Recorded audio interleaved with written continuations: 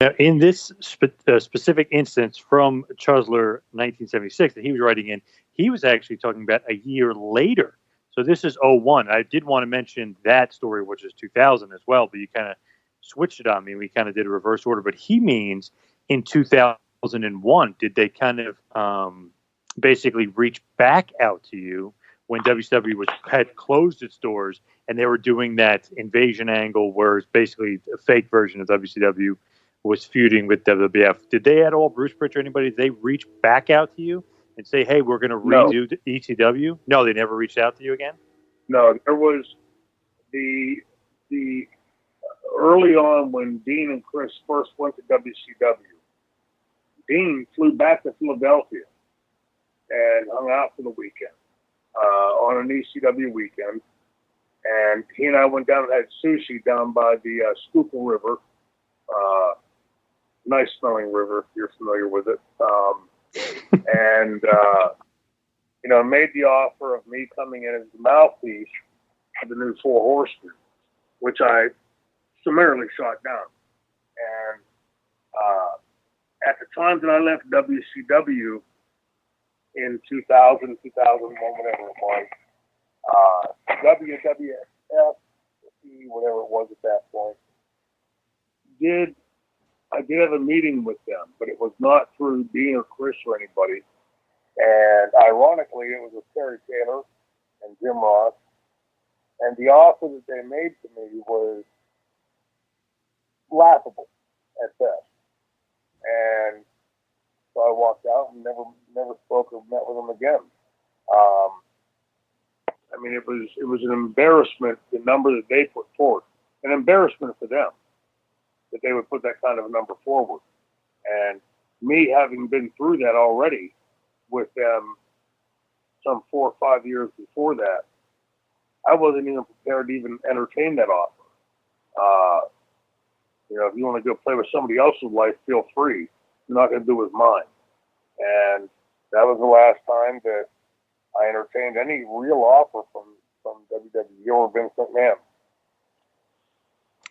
On the episode, Bruce, I'm going to paraphrase here, but Bruce has a great quote.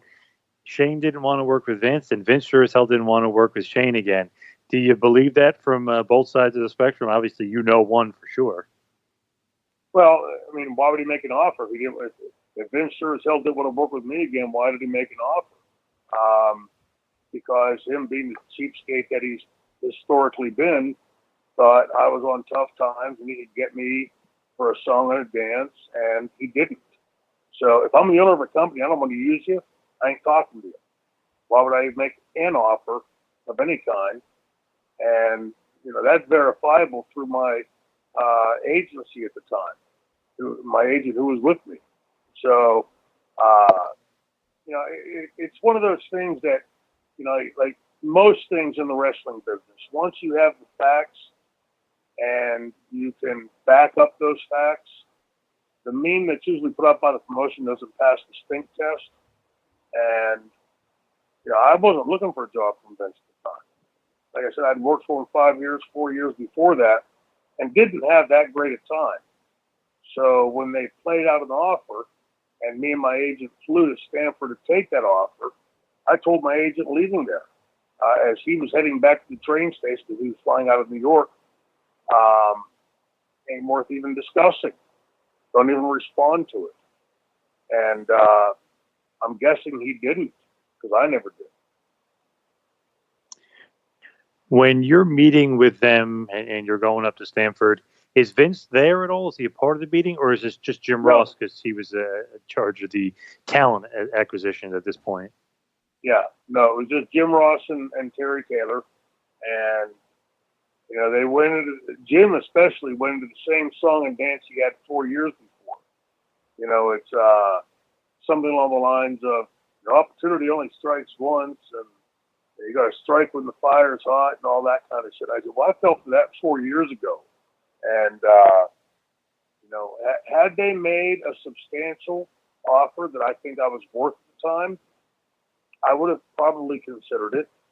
But when people ask about why did I go to WCW, because obviously at that time, especially at the height of the Attitude Era, the franchise character was tailor-made for the WWF. And the reason I went is because the WCW offered me about 10 times the money that WWF did as the quote-unquote number one company. So like I always tell people, if you're working for big McDonald's or Burger King, and Burger King offers you 10 times the minimum wage, you don't say, yeah, but McDonald's sells more hamburgers, so I'm going to go work for them. It really was a numerical number. It boiled down to being just a number to me at that point.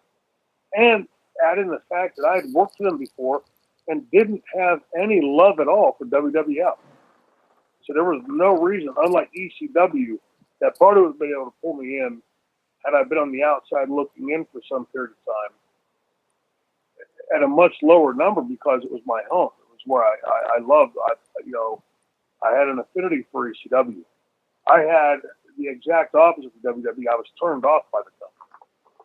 And had they offered me enough money, I would have gone to work there and worked my ass off like I have for anybody that's ever paid me. But I wasn't going to go back for pennies on what I thought I was worth for each dollar. And that's what they offered. So it made it especially easy for me to tell me to go pound salt. Now, do you think that was Vince wanting to bring you in, or do you think that was Jim Ross, who's kind of known, if you really are a smart fan, you kind of know he's one of the best talent evaluators as far as bringing talent in and taking good talent, for instance, The Rock, Steve Austin from WCW, Foley from WCW, Vader, the list goes on and on, all the guys he wants to bring in and guys he likes you at one point. So you think that's Jim Ross saying, McMahon, I think Shane would fit here, or you think Vince was like, man, we should bring him in?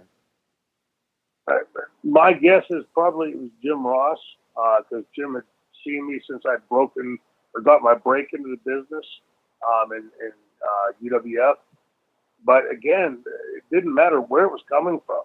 The number was embarrassing for a company that size, and told you pretty much if you were smart enough to understand what those numbers mean, smart enough to understand that those numbers tell you pretty much what they think of your talent and where they're going to use it in the card. So when I looked at the number, it wasn't even worth a reply. And, so because of the number being so low, I got to believe somewhere in my heart and my brain that Vince was at work somewhere in there to see that, maybe we can get him to bite this and then we can really fuck him. And thankfully WCW came back with an offer that was so far superior to the WWF offer that, in hindsight especially, but even at that time, it was the smartest move I could have made in my career.